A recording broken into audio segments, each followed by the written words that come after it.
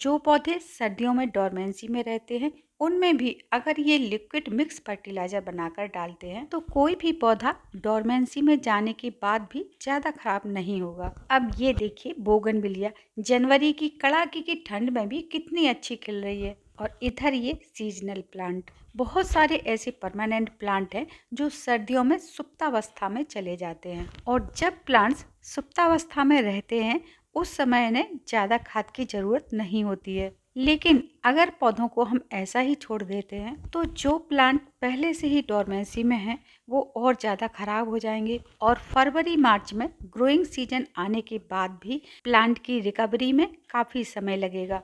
जब प्लांट्स ज्यादा खराब हो जाते हैं तो नई ब्रांचेस और पत्तियां आने में भी काफी टाइम लगता है।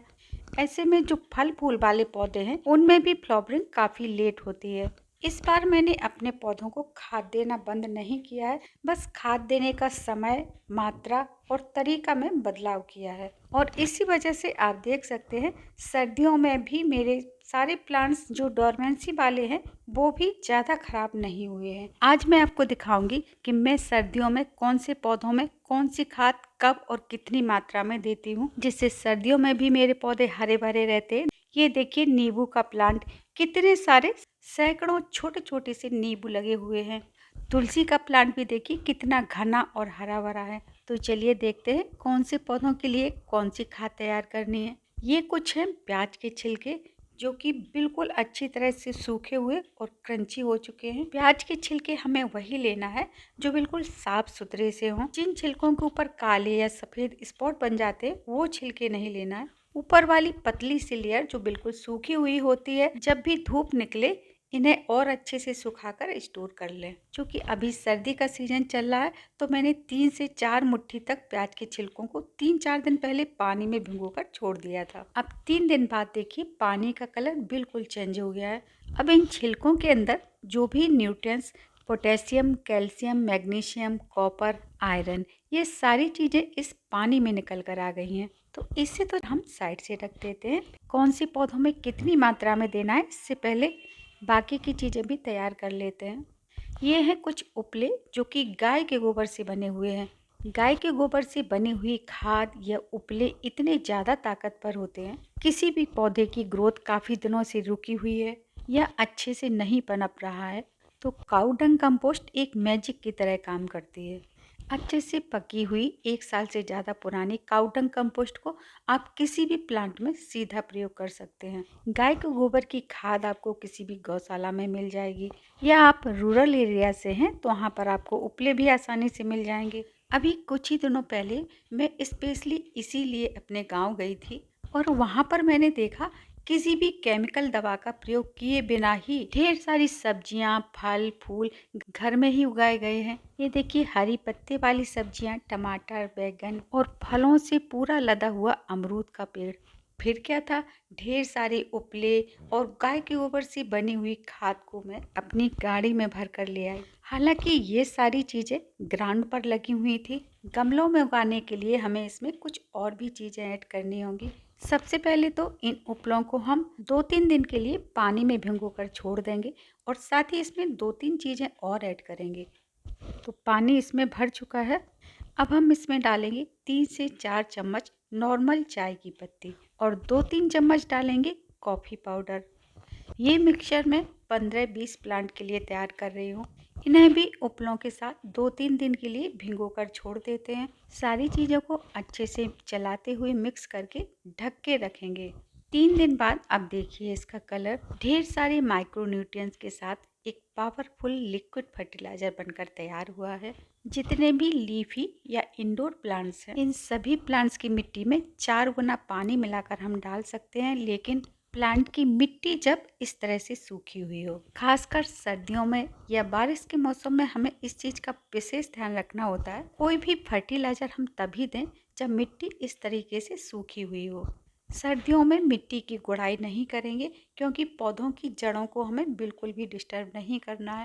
बस प्लांट को जितने पानी की ज़रूरत है उतनी ही ये लिक्विड खाद डाल दें। इस खाद को आप सभी पौधों में डाल सकते हैं। मनी प्लांट, सिंगोनियम, कोई भी पत्तियों वाले या शो प्लांट हैं, इन सभी में बहुत अच्छा काम करती है। इसमें नाइट्रोजन अच्छी मात्रा में होने से पौधों में ढेर सारी पत्तियां निकल के आती हैं। जेट प्लांट, सक्यूलेंट और तुलसी के पौधों में डालने से पहले थोड़ा सा हल्दी पाउडर भी ऐड कर लें तो और अच्छा रिजल्ट मिलेगा। अब देखते हैं फलों, फूलों और सब्जियों वाले पौधों के लिए इसमें कौन सी चीज़ें और ऐड करनी है। ये मस्टर्ड केक, इसे भी हमें 2-3 दिन पहले थोड़े से पानी में भिगो के रखना है। 3 दिन बाद ये देखिए अच्छे से घुल चुकी है। अब इसे हम किसी स्ट्रेनर से छान लेते हैं। मस्टर्ड केक को हमेशा छानने के बाद ही यूज करें। ये 3 दिन भीगे हुए प्याज के छिलके, इसका भी पानी छान कर निकाल लेते हैं। प्याज के छिलकों में भी पोटेशियम, मैग्नीशियम और कॉपर अच्छी मात्रा में होता है। फूलों का कलर और साइज इससे काफ़ी अच्छा आता है, तो इसे भी इसी में मिक्स कर लेते हैं। और ये जो उपलों का पानी है इसे भी इसी के साथ मिक्स करेंगे। तो 200 ग्राम मस्टर्ड केक, 3-4 उपले, 3-4 मुट्ठी प्याज के छिलके, 4 से 5 चम्मच चाय की पत्ती, 2-3 चम्मच कॉफ़ी पाउडर, 2 चम्मच हल्दी पाउडर या 1 चम्मच साफ फंगिसाइड। पानी निकालने के बाद ये जो उपले बचे हैं इनका यूज कैसे करना है ये भी आगे बताएंगे। इन सारी चीज़ों को मिक्स करने के बाद अब पानी हमें कितना मिलाना है, पानी का रेशियो हम मस्टर्ड केक के हिसाब से रखेंगे। यहाँ पर हमने 200 ग्राम मस्टर्ड केक यूज किया है, तो लगभग 25 से 30 लीटर तक पानी ऐड करेंगे। पानी थोड़ा ज़्यादा हो जाता है तो कोई बात नहीं, लेकिन इससे कम नहीं होना चाहिए। जिन पौधों में केवल उपलों का पानी यूज कर रहे हैं उसमें केवल 4 गुना पानी मिलाना है। एक बार फिर से सारी चीज़ों को अच्छे से मिक्स कर लेते हैं। मस्टर्ड केक में अच्छी मात्रा में पोटेशियम के साथ फास्फोरस भी होता है, जिससे जड़ें मजबूत होती हैं और जड़ें मजबूत होंगी तो प्लांट भी हेल्दी होगा। अब इस खाद को हमें कौन से पौधों में किस समय अप्लाई करना है, तो इस फर्टिलाइज़र को हमेशा सुबह के टाइम दें। अगर आपके यहाँ बारिश हो रही है तो उस टाइम आपको नहीं डालना है। 15 से 20 दिन बाद आप ये खाद फिर से अप्लाई कर सकते हैं, लेकिन खाद देने से पहले मिट्टी हमेशा सूखी होनी चाहिए। इस बात का आपको विशेष ध्यान रखना है। ऐसे फूल वाले पौधे जिनमें सीजन के बाद भी फूल नहीं आ रहे हैं, ये खाद डालने से उनमें भी फ्लावरिंग शुरू हो जाएगी। गुलदाउदी, गुड़हल, मनोकामनी और ये देखिए कुंद का पौधा, कितनी सारी इसमें कलियां और फूल आ रहे हैं। गेंदा के फूलों में भी आप इसे डाल सकते हैं, लेकिन मिट्टी सूखने के बाद जब धूप अच्छी निकली हो। नींबू के पौधे में भी अगर फूल नहीं आ रहे हैं या फूल आने के बाद गिर जाते हैं तो इस खाद के साथ आधा चम्मच डीएपी के दाने और मिक्स कर दें। और पानी निकालने के बाद ये जो उपले बचे हुए थे वो हम अच्छे से तोड़ लेंगे। 1-2 दिन धूप में सुखाने के बाद स्टोर कर लेंगे। जब भी हम कोई प्लांट लगाने के लिए मिट्टी तैयार करेंगे तो बराबर मात्रा में इसे हम मिक्स कर लेंगे, जिससे मिट्टी बहुत ही अच्छी बनकर तैयार होगी। कोकोपीट या और कोई चीज़ें मिलाने की ज़रूरत नहीं पड़ेगी। तो फ्रेंड्स, एक बार ये ऑर्गेनिक फर्टिलाइज़र अपने पौधों में डालकर ज़रूर देखिएगा। बस डालने से पहले 2 चीज़ों का ध्यान रखिए, प्लांट की मिट्टी सूखी होनी चाहिए और बारिश ना हो रही हो। मिलते हैं अगले वीडियो में। Thank you.